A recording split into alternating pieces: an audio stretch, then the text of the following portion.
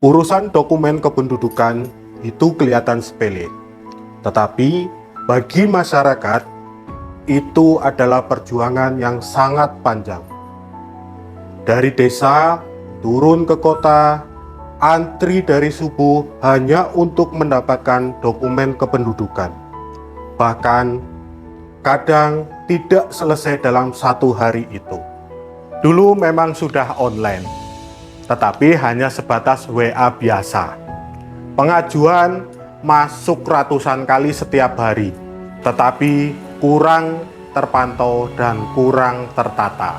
Kalau itu dibiarkan, bukan hanya lambat, tetapi akan membuat masyarakat kehilangan kepercayaannya. Maka dari itu lahirlah Pandawa Sakti. Lalu gimana cara kerjanya? Simpel kok. Semuanya dimulai dari pengajuan yang dilakukan secara online oleh masyarakat. Data itu kemudian langsung masuk ke tahap verifikasi oleh operator secara real time. Begitu oke, dokumennya langsung diterbitkan dalam bentuk digital dan terakhir dikirim kembali ke masyarakat. Nah, yang bikin semua ini berjalan mulus adalah integrasi API, sebuah jembatan teknologi yang menghubungkan sistem ini langsung dengan berbagai mitra layanan, jadi data bisa berjalan sinkron tanpa hambatan. Integrasi inilah yang jadi jantungnya Pandawa Sakti, menyambungkan berbagai mitra penting dalam satu ekosistem digital. Mulai dari kantor desa, fasilitas kesehatan, KUA, sampai PT Pos Indonesia, semuanya terhubung.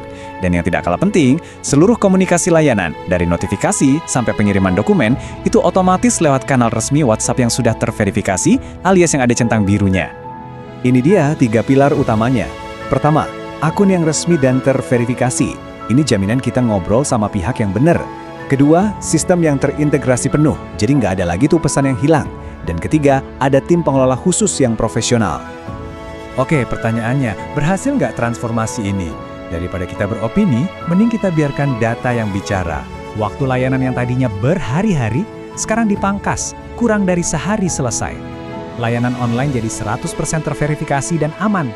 Tingkat kesalahan input data yang tadinya belasan persen, sekarang ditekan di bawah 3%. Dan yang paling penting, lihat itu, indeks kepuasan masyarakat loncat dari 78% ke 94%. Di tahun 2024 saja, sistem ini sudah memproses lebih dari 44.000 pengajuan dan menerbitkan hampir 74.000 dokumen. Ini menunjukkan adopsi dan kepercayaan masyarakat yang luar biasa tinggi. Tapi, dampaknya nggak berhenti di situ. Inovasi ini bukan cuma soal kecepatan dan kepuasan, ada dampak lain yang lebih fundamental. Masyarakat sekarang tidak perlu lagi datang jauh-jauh. Biaya yang dulu dikeluarkan kini bisa lebih berhemat hingga miliaran rupiah setiap tahun. 2,5 miliar rupiah per tahun. Itulah nilai efisiensi atau bisa kita sebut penghematan yang dirasakan langsung oleh masyarakat Wonosobo berkat inovasi ini. Angka fantastis itu datang dari mana? Sederhana, dari biaya transportasi yang tidak perlu lagi dikeluarkan warga untuk bolak-balik ke kantor dinas. Ingat, jaraknya bisa 10-30 km. Belum lagi biaya-biaya informal yang kini lenyap.